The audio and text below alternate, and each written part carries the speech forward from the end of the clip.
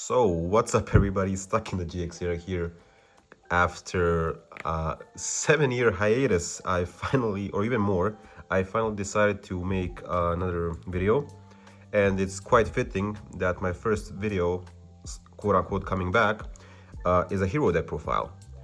I felt the need to actually make this video because there's a lot of back and forth in the hero community right now regarding the best way to play this deck, how good the deck actually is, and overall techs and ratios, what's it good against, what's it not good against. So I'm going to make a really in-depth video, considering the fact that I mean, not to toot my own horn, but I did play this deck ever since like 2015, since the Mass Heroes came out.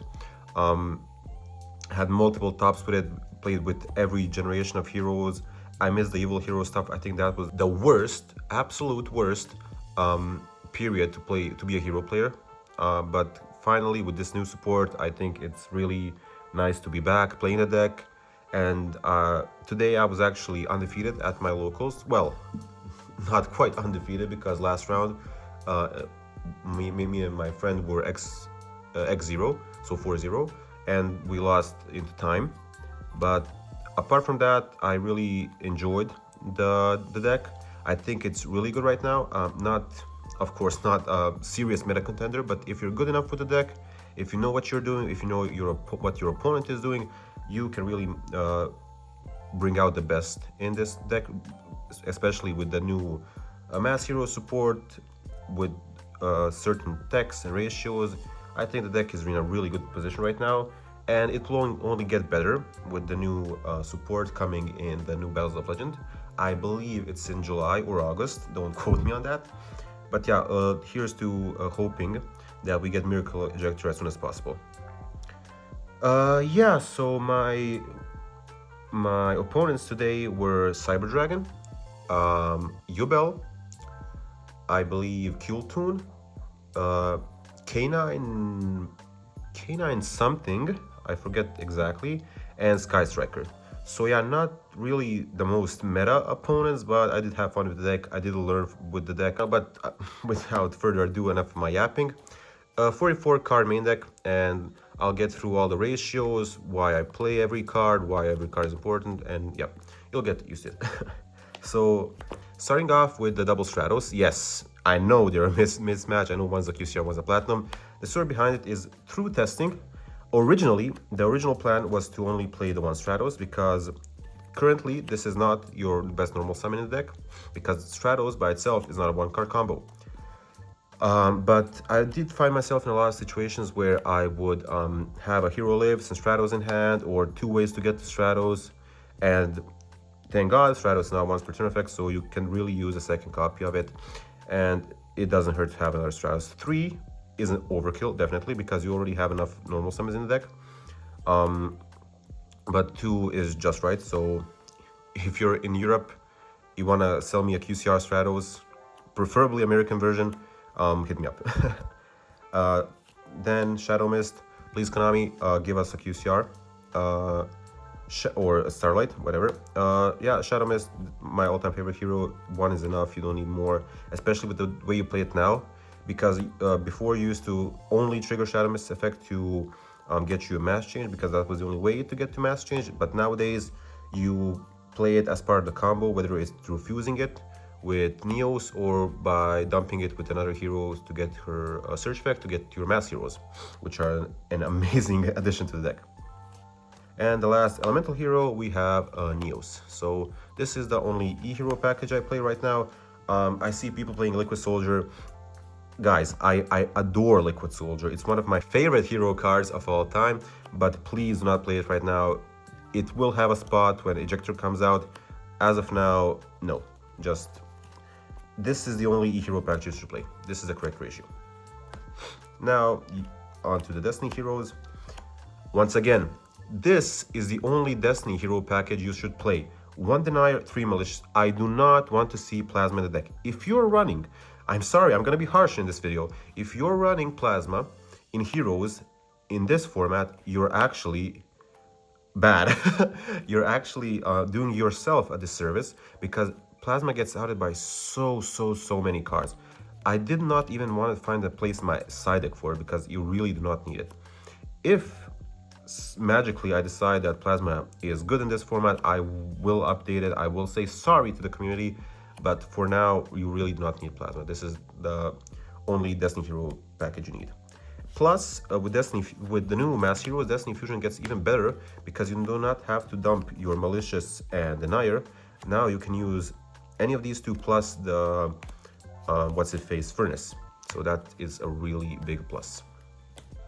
Now, actually, let's start with the Vision Heroes first. And with the Vision Heroes, you play the 2 Ferris, the 2 Vion, the 2 Ferris, and the 1 Increase.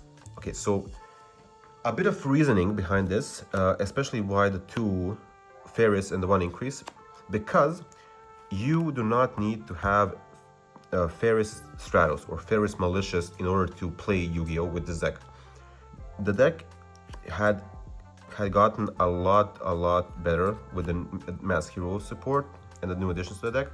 So Ferris is not your only way to play the deck. Of course, if you have these two, you should not be losing that game, honestly, because it plays through, okay, Joel kills you, but that's a problem for a different day.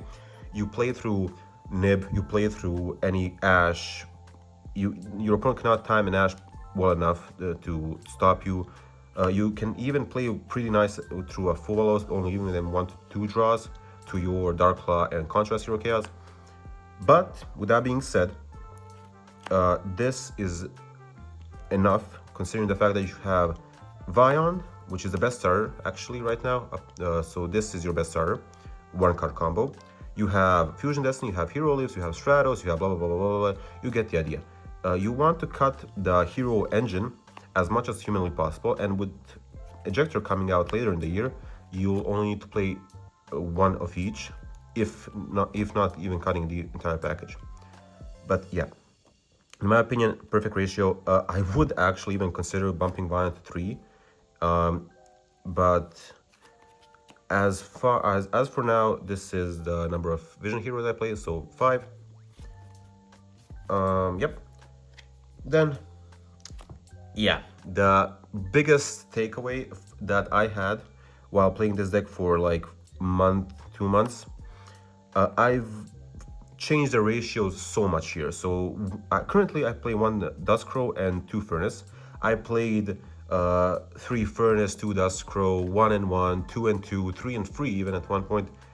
Trust me, I've never throughout testing thought to myself, oh man, I wish I had a 2nd Duskcrow, or oh man, I wish I had a 3rd Furnace. Furnace is amazing. Don't get me wrong. It's actually an amazing card. You don't need it because you have tons and tons of ways to search it. And yes, I understand you want to have it in your hand sometimes to get your Mali out of your hand, to get your Saturnis out of your hand. But through testing, I've never thought to myself, wow, I wish I had that 4th, 5th, 6th Mass Hero main deck monster. So for now, I think this is the perfect ratio.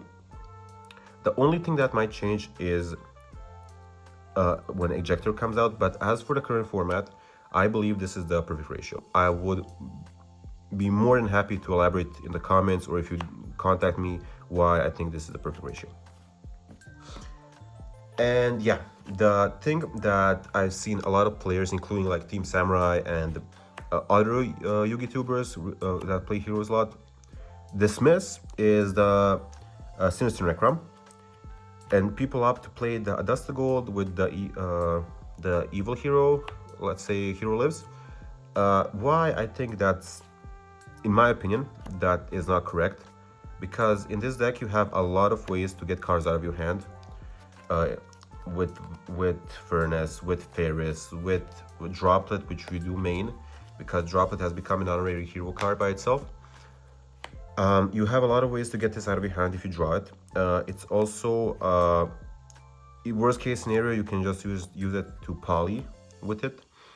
But by playing this, your Vion, which is why I consider it to be the best 1-card starter, is a 1-card full combo, because if you don't have it, don't have the Necro phase, the Vion is not a full combo if you don't have another hero in your hand, or if you play the a Dusty Gold package, you need one more discard. And with heroes, what I've come to realize is that you need as much as hand advantage as possible, because your follow-up is honestly not the greatest if they manage to break your board.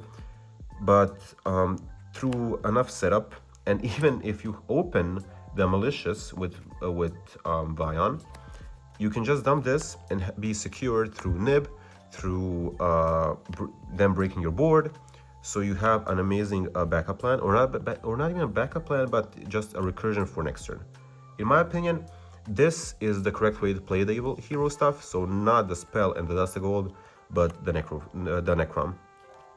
I know I'll get a lot of shade for this, but I think I am coming from a right place. So yeah, in testing, I think this is the correct version to play. Now, for the non-engine, the glare is terrible, but let's see. I do play 9 hand traps. Of course, you have to play Fuva. You need high impact hand traps. So Fuva, Nibiru, Ash. I am still iffy on the Nib because I don't think it's that great, this format. Still haven't tested it enough.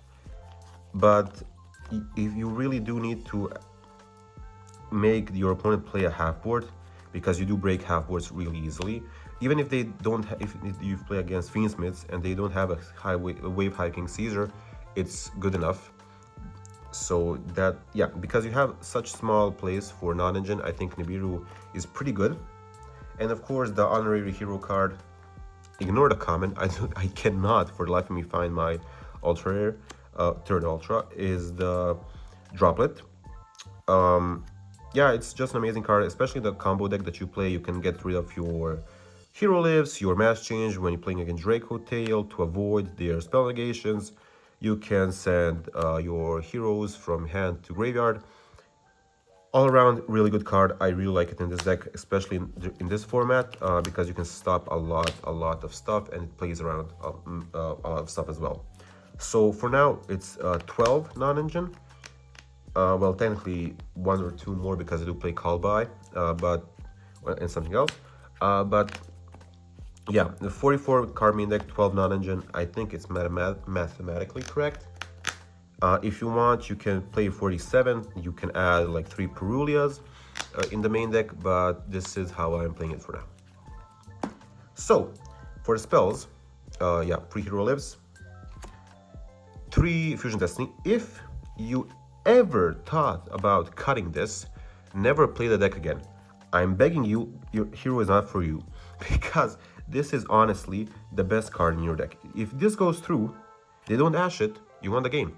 You legit won the game, because there's so much to play around with this card. You always, if this goes through, you end on Darklaw, Contrast Hero, and DP.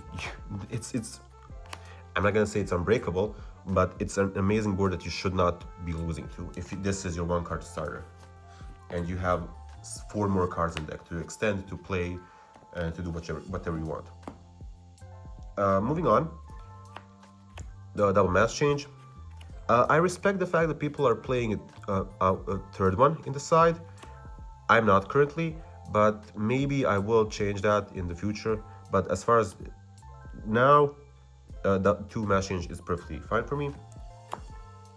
Double poly, self-explanatory. You really like to see poly even in your hand sometimes. You search it with Furnace, you search with Vion. Pretty standard, I believe, in heroes right now. The 1 Miracle Fusion, you don't want to see it. The 1 Rhoda, you play it now, but in the future I think you're gonna swap to Ecall for Miracle Ejector, but now it's pretty good because you can search your Duskrow with it. Then the 1 Call By, and to end things off, Favorite Contact. It's a really good card. It's a shame it's a brick, but yeah, you need to play it. It's really amazing. So moving on to the extra deck, you play the classic double Cross Crusader, 1 Infernal Devicer, 1 Wonder Driver. Please give us QCRs. I'm begging you, Konami, please give us QCRs.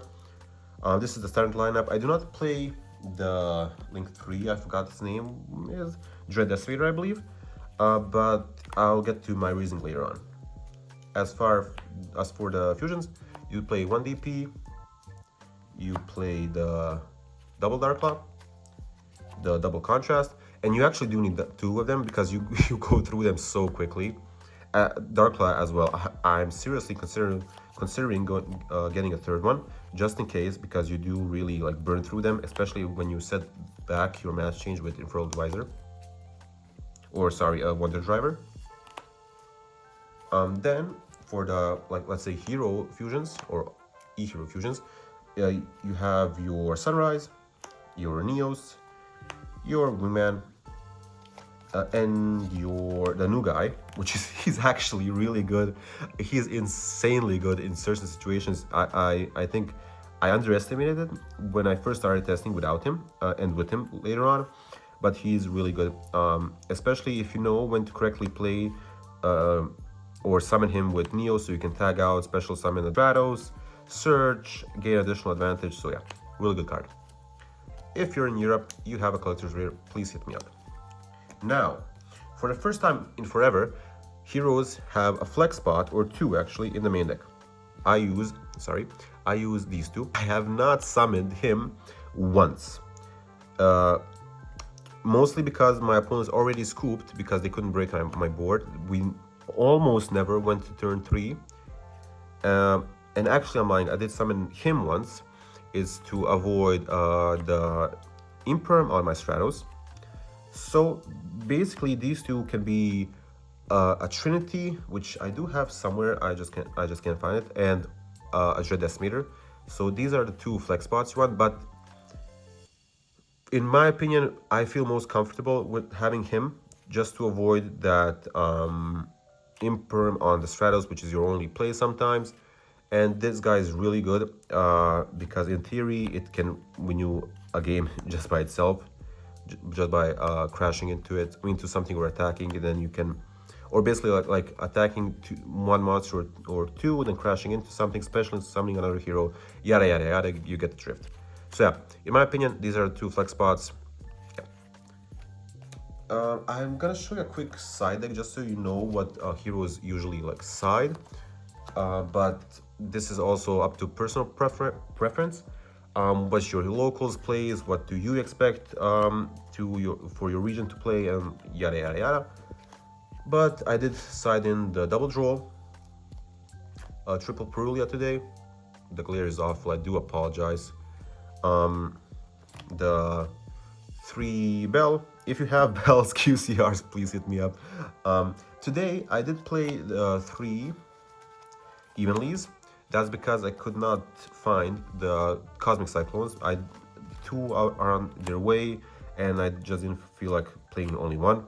I would have rather played 3 Evenlies. But yeah, imagine these are 3 Cosmic Cyclones, or double Cyclones, sorry.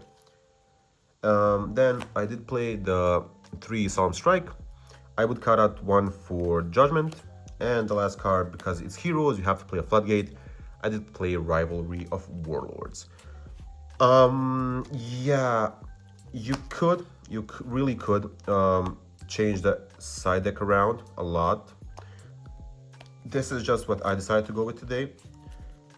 You could play a mask change, you could play I don't know, like what's good now, maybe ogres depending on your locals, but this is what I just decided to go with today. And yeah, maybe, yeah, I hope this video actually helps the community out a lot. I'm really happy the deck is finally good again. The deck is playable again. Feel free to contact me. I'll be active on the Facebook groups. I really wanted theory craft with a lot of other people because I do have high hopes for this deck, especially in the future, especially if the meta slows down a bit. But yeah, as far as it goes, after 7 or 8 years of not filming any videos, this deck really brought me back. So I really hope this helped you, and yeah, that's it for me. Thank you for watching, and see you.